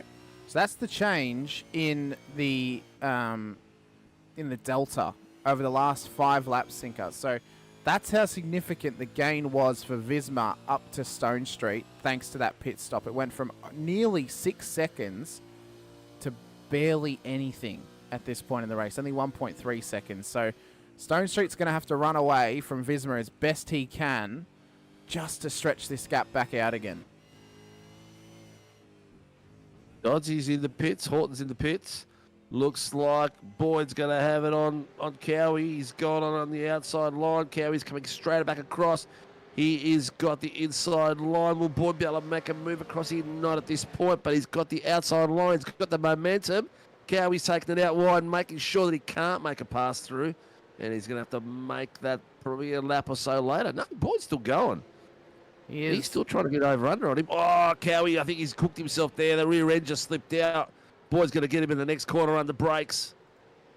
Here we go. Boyd's on the inside. Cowie's got nowhere else to go. Boyd's got him through there, and Cowie has to back him and follow him through. Nice, clean move there by Boyd. That was a great move from Stacey Boyd. This battle is within the top 10. It's for P9 on the road. Cowie trying to go for a one-stop strategy in this race. If it pays off for him, he's got 8.3 seconds back to Harry Dodd, so a little bit of breathing space for Andrew Cowan at this stage, but he was never going to be able to let Stacey stay behind him, seeing as, Cowie's having to save fuel and Boyd's able just to push on to the checkered flag. So Boyd now has to try and chase down an 8-second gap up to Billy Mole further up the road from him. And then Brandon Levin is in this tightening battle with Will Brown, Dylan Gray. He's got Billy Mole right in behind him. It's So this battle looks to continue on inside the top 10, Sinker. If they're not careful, though, they may have a coming together. That could be some free spots for a couple of drivers in behind. Very close, yeah. I've been watching the time splits on them, and they've been, those boys, Dylan Gray, he's like 11 tenths now. Oh, is he going to be able to make it? He's under brakes. He's going to go for it. Take the inside line. No, he's had his nose cut off, and off he goes for another butt. So the last 5 laps, Sinker, outside of their pit stop lap, Will Brown, 4 laps in a row, was faster than Dylan Gray, Brandon Levin. This last lap, both Levin and Gray were faster than Will Brown as Levin's going for it on the inside. 3 wide at turn 5. Levin tucks it up, gets the lead in this battle. Gray's trying to follow him round. So Will Brown under pressure here to drop 2 spots in the span of 2 corners. He does. Now Billy Mole, hot on his heels, will look to make it a third by the time they get round to the start-finish line. What a move by Levin. That was some major cojones. That'd have to be the move of the night, yeah? Oh, I mean, he's stolen it like a jewel thief there. He's just taken it from under his nose. Yeah. Aladdin in the cave, mate. Wow. Nearly choked on my own breath then. But this fight's not over, mate. Dylan Gray's got 22 seconds, 2 tenths on the back of him. And he's not going to give it up. That's for sure. Let's see if Levin can hold the rear end of his car, because it's been slipping and sliding a little bit. And he's been following these boys, hopefully saving a fair bit of fuel behind them as well. Well, Levin has been consistently faster through the first 2 sectors across this lap than Will Brown and Dylan Gray. And he's still faster than them, so he's got some pace, but Gray is hot on his heels in this battle for P5. Jack Andrews, Dylan Gray's teammates, about 2.7 seconds up the road. And Gray's trying to go for it. He can't quite get there. Levin leaves him plenty of room. Gets it done round the outside of Brandon Levin, but they're still side by side coming down towards turn 5. Gray gets back past him. Can Levitt take it from him, though? Down at 5? No, not willing to push it just yet. Yeah, there's plenty of time still left. 10 minutes to go. Get in there behind him and just keep the pressure on and sniper at the end of the race. plenty Leonard of opportunities. has got 12 seconds now. 12 seconds there, and cracking it, just going for it, loving it. Yeah, he's really finding his groove tonight. R96 called that in. Will really? Brown? Yeah, I think that's what I heard. I didn't wrong. see anything in it. Thought it was just a good hard racing. Yeah. It was from our angle. You know, we're not the RCs, but from our angle it looked clean. But yeah, we'll see what happens. I'm the only incident I can think of that could have been called in. But they've gapped out now. Look, Dylan Gray and Brandon Levin have pulled away from Billy Mole 3.7 seconds. So, and Will Brown's gone all the way back behind Stacey Boyd now. So that might have hurt the pride a little bit, or the confidence. Probably the confidence a little bit. Young Leonage must be getting bored up the front. I just saw him pull one of the biggest yawns I think I've ever seen anyone pull outside of a graveyard shift in an endurance race. So he's just trying to get to the end now. 8 minutes to go. But this is one of the hardest parts of a race, Sinker, especially like this. You're out in front, you're on your own. You're just trying to set clean, consistent laps. Now, yes, he has 11.2 seconds in hand over Stone Street, but he cannot afford to get lazy, get bored, and make a mistake. Like, he just has to keep his head in it at this point. Mate, I've got to say, this young gentleman's 14. I call him a young gentleman because he's not a kid. He's pretty much does all the work for Phoenix Driver Development at 14 years of age, and he's teaching boys my age, your age, all these other age, driving, and he gets the message across. I don't know what he's going to do when he as an occupation when he gets older, but you know what? He could be an educator quite easily, because he's the way that describes things and gets the information across to the drivers is excellent. Even just a facilitator, you know, not necessarily a teacher, but just someone who can facilitate just a course of some kind, you know. Yeah, and I'm looking forward to my drivers being able to experience that with him, see what their opinions are, because a couple of them have done some training with Mr. Gamble before, and just, you know, we're looking around trying to find, you know, what would be our best options for training for certain things. Now, I do think that Scotty's probably best for them for training for vets. But Rehan, you know, he could really open up an opportunity for them to practice for these sorts of special events in the Supercars. So, you know, I'm looking forward to seeing how it works out. Lad's saying he's in autopilot at the moment. He does look like he's in autopilot at the moment. Yeah, he does. Yeah. Billy Moles copped a drive-through penalty today, lads, of him in his. It's an 86, yeah. Yeah. With a thumbs out. He's loving life. But yeah, by all means, can't speak highly enough to get out there and get in there. I can't wait till I get my rig and have a session with the boys. Mate, you might need about 5 sessions, and knowing what they charge, that's going to cost your pocket a lot. Yeah, Matty Parker saying that Billy Mole's got a 40-second stop hold for contact on lap 29 for a driving infringement. So whether that was the moving under brakes or... Oh, no, I think he actually just had a drive-through. Sorry, Sean. Yeah, he had a 40-second stop hold for incorrect pit entry. But, yeah, Billy Mole's been found at fault for something that happened on lap 29. Might have possibly missed it. Not sure. I'm going to have a look at the back end here. Lap 29 it was an incident lap 29. Oh, it might have been with Will Brown. Oh, okay. Yeah. Fair enough. But Rian Leonard has got 5 minutes to the checkered flag. And he's got what would feel like 5 minutes of a gap back to Troy Stone Street, being 12 seconds. But Stone Street has started to spread the legs just a little bit over Anthony Vismer. It's now out to 1.9 seconds, or just under, in the gap for P2 and P3. Jack Andrews 9 seconds behind them in P4. It's been a great breakout performance for this young fella in the DK Motorsports machine. He's found some incredible pace this season ever since upgrading his machinery.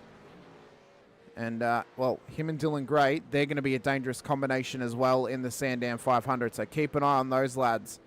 We mentioned Brandon Levin. He's had a strong run, done some audacious moves, but he's pulled them off, Sinker. So fair play to him. Oh, my God. I thought he was about to...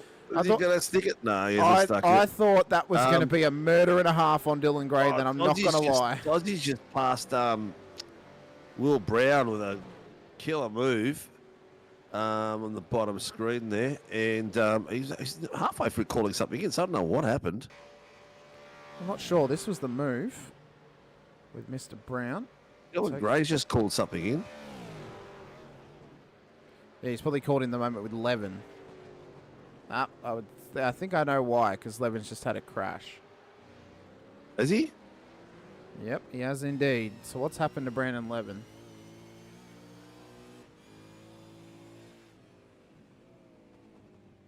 Okay, that'll be why he called that in. He's just collected him. So that's no, he hasn't collected him. He's just gone straight through. No. He driven around him. I think, did he drive around him, or did he actually hit him? Yeah, he drove around him. He This is what's funny. It's like, watch. So he's gone through.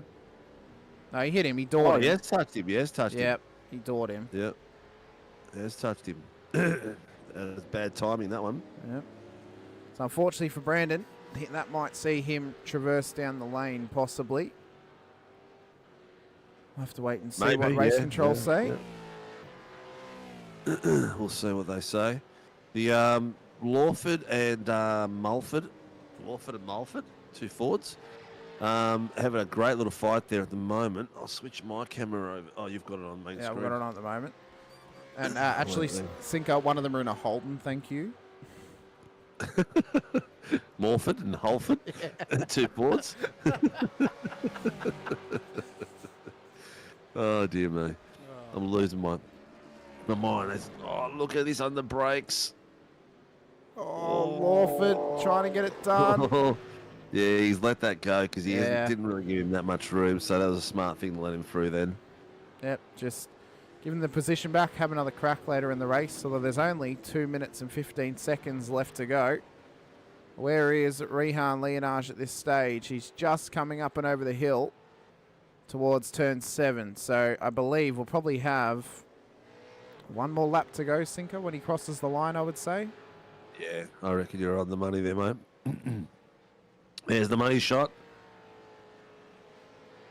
And the bottom of the screen, there's the other money shot coming over that hill. Up and down towards the start-finish line. Is Barney out there with the white flag? He's not, so it's going to be 2 more laps. Yep. So 2 laps left for Rehan Leonage at the front of the field. The battle with Lawford and Mulford continues. Angus has now gotten past Tim up before turn 10. Now leads him round towards, well, this is actually 10 11 up here. Mark Horton's gone round, I think. He has indeed. This is what's happened. He's just called race control. You think he got stuck? He's trying to. He's just telling race control, I'm trying to get the car back. What's happened? Don't know. Maybe he's got front axle broken or something. Well, he was already going slow. He had an off track previously. Oh, yep. But that shouldn't have caused an issue unless it's something. No. Maybe it's a rig issue. Don't know. It looks like the car. Don't know. He's really struggling with the car. I don't know. He's trying to get it back to the pits. So maybe an arm's gone or something. Coleman's in for the pits, same as Horton as well. Oh no, that was just off. It wasn't it. Oh, Coleman's gone. No. The rear's had. Maybe he broke the rear when he went over that curb. Possibly. It looked something was really something really weird was going on with it. Yeah. That was strange. Well, we've got about 10 seconds left. Rehan Leonage up and around the final corner. White flag lap. 1 to go for the Phoenix Racing Team driver. Hits the hour mark as he goes over the start line. The finish line a bit further back down the straight, though. So it's an hour and 1 lap for Autodromo de Internacional Algarve here this evening. No safety cars in this race, Sinker, once again. But some great battles happening in the mid-pack and at the front of the field, front of the field as well. Had some great battles early on with Warboys and Leonage. Warboys has fought his way back to P15 and he is hot on the heels of Mick Clifton. So he could at least get something out of it tonight. That pit entry just rocked his world. It did. It did indeed. Can you imagine if that came down to the title? Well, Visma has just gotten past Troy Stone Street for P2. So he's been chasing him down across this lap and been really fighting to get that position. Barihan Leonage up to turn 11, top of the hill. Few corners left to go for the young Phoenix Racing Team driver. He's put pressure on Warboys. Did he cause the pit lane mistake? Possibly. Maybe he just got to him. But now, bit of mind games, you reckon? Yeah, a little bit of mind games maybe. You know, just Warboys pushing a bit too hard to keep ahead of him. Unsure. But up and around now, the final corner, the long winding bend for the final right-hander for Rehan Leonage and Phoenix Racing Team. And up over the crest, he takes the win at Portimao. For another time, he is the top end of the timing tower for Rehan Leonage. Anthony Visma of Accelerate Sim Racing returns to form, back into the top 2. He will claim position number 2 this evening with Troy Stone Street, P2 in the championship. He's running out of fuel, Sinker. He's had to let Jack Andrews go. Andrews is going to get the podium for DK Motorsports. Stone Street's going to end up in P4. Oh, he's had a cracking run too. Is he going to lose any more places or is he going to make it? No, he's crossed the line. He's gotten ahead of Dylan Gray. Brandon Levin comes home P6. Brandon Levin has got a 20-point penalty for his contact with Dylan Gray. Stacey Boyd comes home P7. Harry Dodds up 16 spots into P8. Will Brown comes home P9. Andrew Cowan got home on a one-stop strategy, up 16 positions and inside the top 10. Angus Lawford in P11. Tim Mulford, crossline in P12. Billy Mole, Blake Warboys. Well, Mole came in P13. Warboys crosses the line P14 ahead of Mick Clifton, Blake Urquhart, Peter Pavlovic, Troy Dooley, Trav Daly, Sean Vandermill and Steve Vella for the top 21 cars. But this young fella, Rehan Leonage, trying to show off his skills. think you might need to practice his drifting a little bit, Sinker. Well, you can't be good at everything, mate. This is true. Often the best drifters are the ones who can't drive very well. Yeah. So how far back did Blake finish now? How many seconds was he off? P14, he was... 14. Yeah, 14 seconds. And he got a 40-second stop and hold, so it would have been a nice fight at the very end then. It would have. Yeah. It really would have. What a shame for him. Wow. But that's racing at the end of the day, so our championship leader has not had the best run this evening. But regardless, it was a strong run for this young fella. Every day. He's been very consistent right through, and that was one of those mistakes that just happens every now and again, mate. It is what it is. And I'm sure he'll come back harder, stronger, faster. I'm sure he will. Our provisional race results, though, on your screen now for round 6 of Season 4 of 2024. Rehan Leonage takes the win for Phoenix Racing Team ahead of Accelerate Sim Racing's Anthony Visma. Jack Andrews snuck his way onto the podium as Troy Stonestreet was running out of fuel in the final corner. So Jack will get his first podium here for TK Motorsports on the Sunday night. Stonestreet comes home P4 with Dylan Gray making up the top 5. Brandon Levin, Stacey Boyd, Harry Dodds, Will Brown, and Andrew Cowan make up the top 10. With Angus Lawford, Tim Mulford, and P11 and P12, Billy Mole, Blake Warboys for the top 14. Mick Clifton, Blake Urquhart, Peter Pavlovic, Troy Dooley, and Travis Daly for the top 19 cars on the road. It was then Sean Vandermill on a lap down, as well as Steve Vella, David Coleman, Mark Houghton, unfortunately 2 laps down on the field. Michael Schroeder, he never really got going tonight. Same with Trent Allen. And Connor Peacock never started the race this evening. But it's celebrations for Rehan Leonage as he claims himself yet another win here in SRW. Laz says he's got to get around and do the lawns. Oh dear me! What a night! What a night! Anyway, but another great night of racing. Some awesome passes, some awesome fighting out there, all the way from the front to the back as usual. Boys have been entertaining everywhere, and thank you to them for putting on a great show on a Sunday night for us. Yeah, it's makes our Sunday nights a little bit easier, doesn't it, Sinker, when we can come in and call fantastic races like this. But we'll start off though with our P3 placer here this evening, who, well, there's only one word for it. Bradburyed his way onto the podium. Jack Andrews, you made the pass on the final corner to a coughing Troy Stonestreet and got yourself a podium here on the Sunday nights, mate. I mean, you have found some wicked pace ever since upgrading your equipment over the last month, and it's now paid off for you getting this podium for DK Motorsports, mate. How does it feel to get this job done? Oh, mate, it feels really, really cool. First off, also really nice to meet you two. I really enjoy watching the streams. It was real cool. Like, I didn't expect to have the pace that I had towards the end there, just saving the tires. But I feel really bad for Troy towards the end there. I didn't really deserve the podium there, but ran out of fuel there. But that's just unlucky, really, for him. It's all right. Troy's had plenty of podiums, mate. I mean, you can I'm sure he's got enough to share around, mate. Yeah, I'm sure he does. Apparently, Dylan hates you now that you've taken a podium here on the Sunday nights. I'm surprised. You know, he's running that Tom's car, but you're running the original sort of chromed out DK Motorsports livery on your Mustang. Yeah, mate, I've been bugging him to get me the same livery on my car, but he's just too stubborn to let me go for it.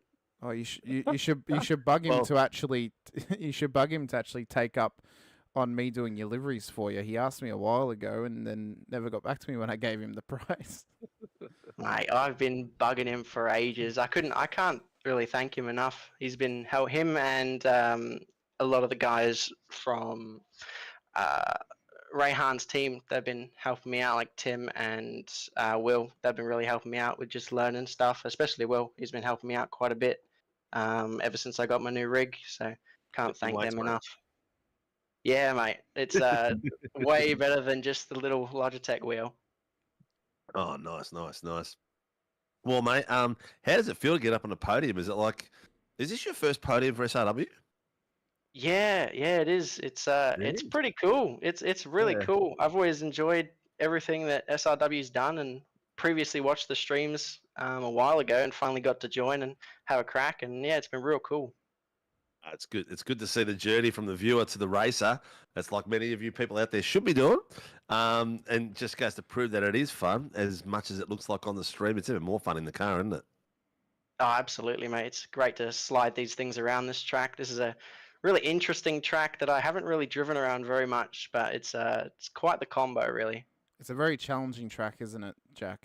You know, hurts rears, it's undulating, but there's great opportunities for battles and for passing as well.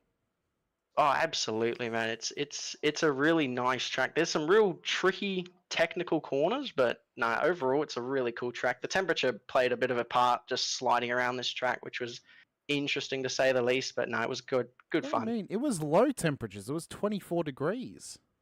Was it? Oh, Yeah. mate, I was sliding the crap out of my car. That was not great. I mean, We saw Billy Mole having slides as well. We thought maybe the rear end of his car was just a bit looser, but yeah, it was 24 degrees at the start of the session. So unless it somehow just peaked in heat with this 90% precipitation, which would have been rain if we had it, yeah, it was apparently, well, at the start of the session at least, it was a cold track. Oh, I didn't even realize. Sliding. I mean, it's also probably because I don't drive these cars in this track very often. I think this is probably my first race at this track before. I've never done anything here, but it's not too bad. I enjoy it.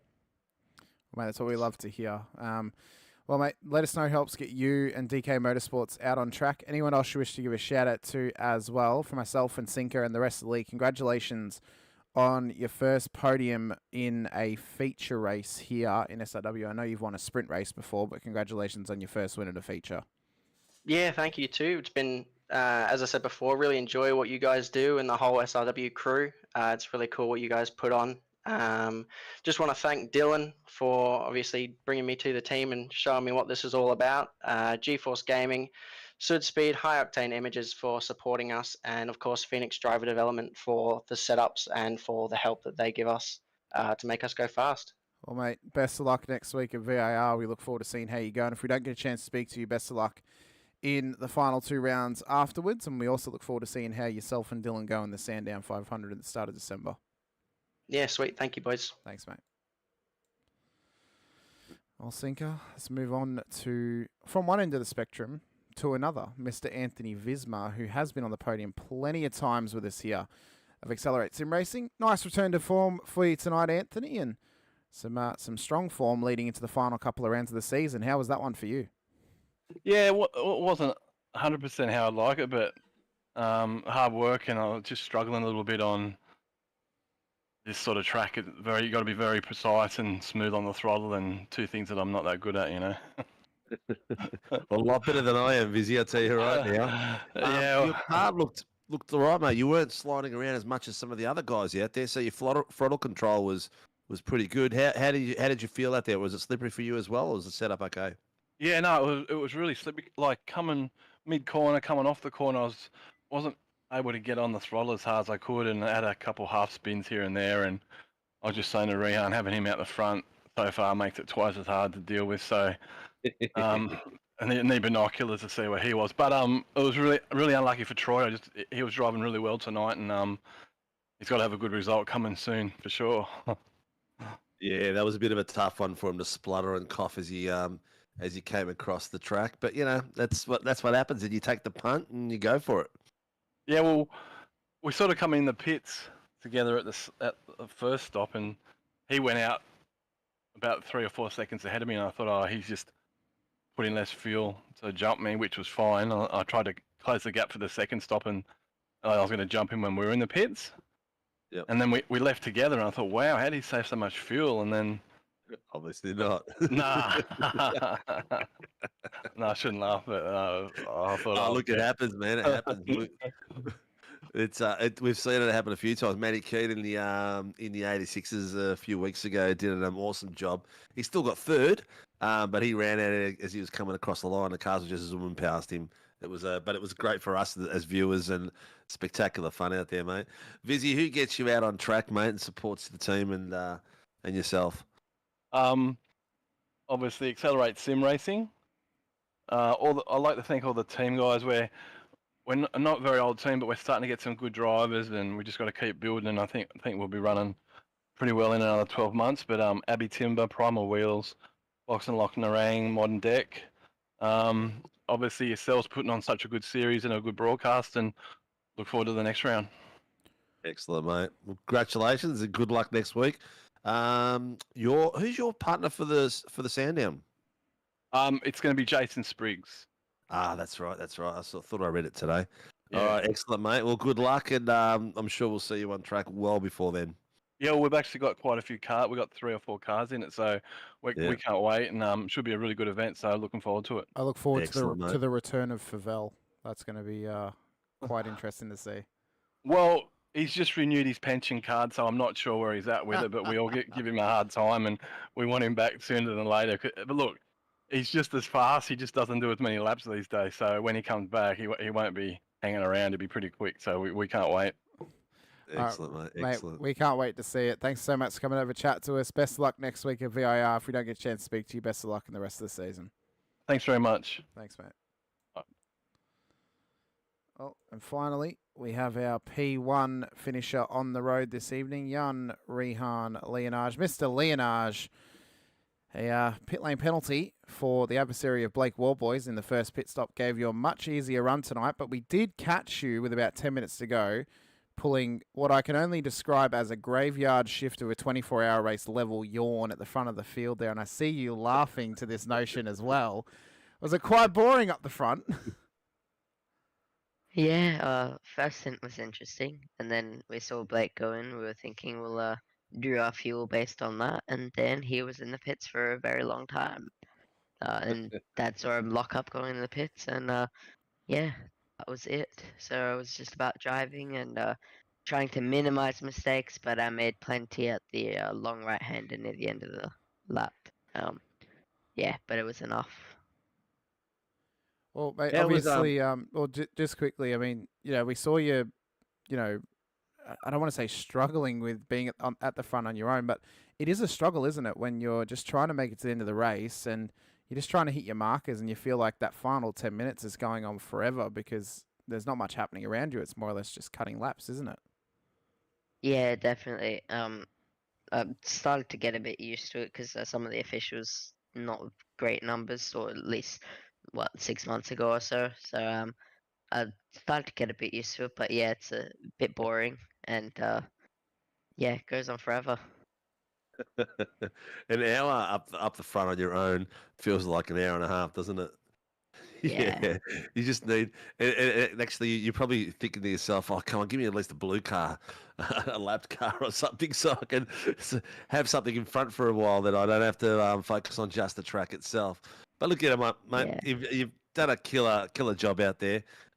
It's a shame that Warboys wasn't out there at the back end. He was in the end. He was like 14 or 15 seconds off you. So he caught up a little bit, but that penalty, that drive-in was that was one of the things I normally do. But it was good to see you keep battling and pushing on. Thank you for taking my boys for a session. I hope they all behaved. I haven't spoken to Dad or yourself. Did everyone behave and show up on time and leave with all their notes? Yeah, it was pretty good. I think everyone gained something good out of it as well. Everyone was good, yeah. Yeah, they're pretty good. They're very stoked. So thank you very much for the sesh, mate. You guys did an excellent job with my ravel. Hopefully it improves their times a little bit for the actual 500. Are you going to be participating in the 500? I'll have to have a look at the schedule. I'll talk to Dad about it afterwards. But hopefully, yeah.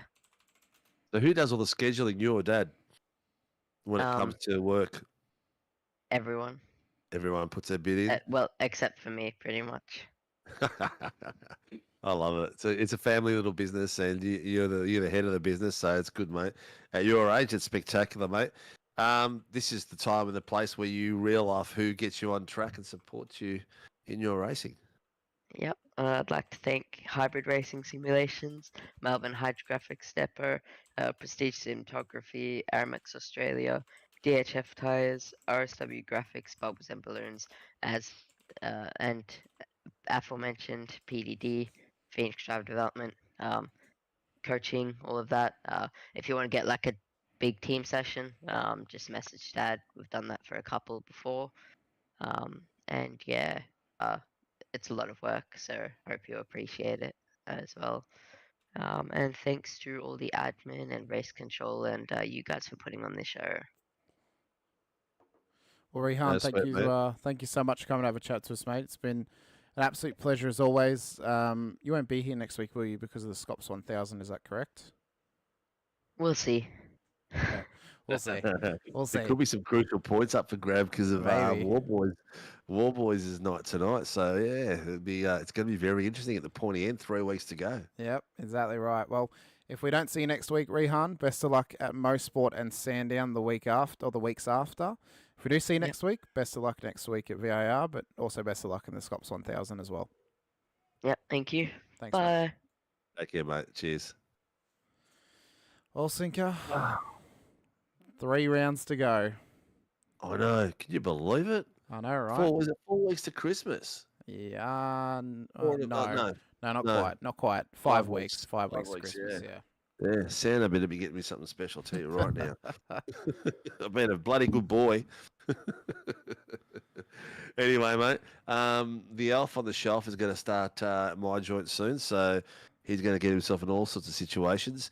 I might get him. I'll tell you what would be good if I got him into some SRW gear and used him all over the place now. You should Socials sneak as well. him if you're on top of your time. I do not picture you actually doing this.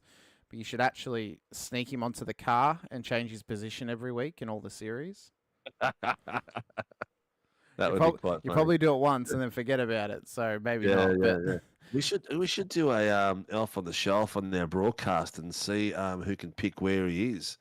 Maybe make him pop up somewhere and would get a giveaway. Well, you know what? I have got a good giveaway idea. There is something hidden on one of the thumbnails. If someone can find it and point it out, we'll do a big giveaway. We'll do a big giveaway. You got to figure out which one it is and where it's hidden. Yeah. But 3 rounds left. Yes, Mr. Dodds, and excellent drive from you tonight. Up 16 places with Andrew Cowan. Both of you guys did well. You did a 2-stopper. He did a 1-stopper. So both did a sensational effort out there, and hope you guys are enjoying it. Yeah. Well, Hamish, 3 rounds. 3 rounds, 7 rounds. races of supercars in the Gen 2 left. Yeah. And then it'll be Gen 3 come January. I know. Well, don't forget the weekend after we do the Sandown 500, we're going to do a Sunday race at Bathurst with the new Gen 3s. It's going to be for free. Maybe me and Hamish will broadcast if we get massive numbers. But, yeah, it's going to be just a hosted session, and everyone will be welcome to come and join it and have a bit of fun in the new car. I was thinking about racing it, actually, Cinco. Well, there you go. You can race it. Yeah, you can race it. Get someone else to broadcast it. It'd be interesting to see all the new liveries and all the drivers out there and everyone having fun. Yeah, it should be a great time. Get all the RC team and everyone in there. Yeah. And it'll be like who can spin the most SRW cars gets a prize. Yep. No penalties. No penalties. Unless you don't take out an SRW car. And that'll be the trick. You don't win points for position, you win points for hitting an SRW car. That's right. But ladies and gentlemen, this has been a great night of racing once again. We've got to give a massive shout out to all of our series sponsors, including our title sponsors, Warren & Brown Tools, for their continued support on the Tuesday night V8 Supercars Series and the Sunday night V8 Supercars Championship, as well to Cooler Master for their support on the Wednesday night Super Formula Championship, and to Shannon's Insurance for their support on the Thursday night GR86 Nationals. As well as other series sponsors, NeuroPower, DSL Rail Services, Shunt Scenery, and Grim Industries, home of the V8 Coffee Table, which can be found on Prime Video's Top Gear Australia in the news, interviews, and other studio segments.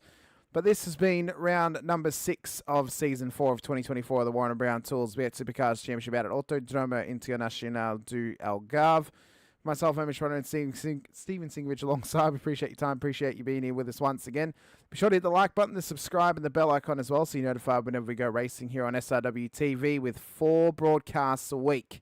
Legends are not being broadcasted because I'm racing in it on Friday nights. But thank you so much for being here with us once again. And until next time, stay safe, drive hard, and as always, bye for now.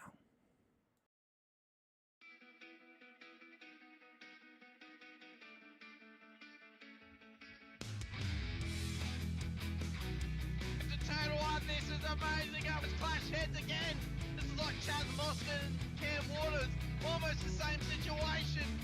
Better contact going down the hill. Sam Noble wants to snip on Dave Coleman now. Sam Noble bottle right now because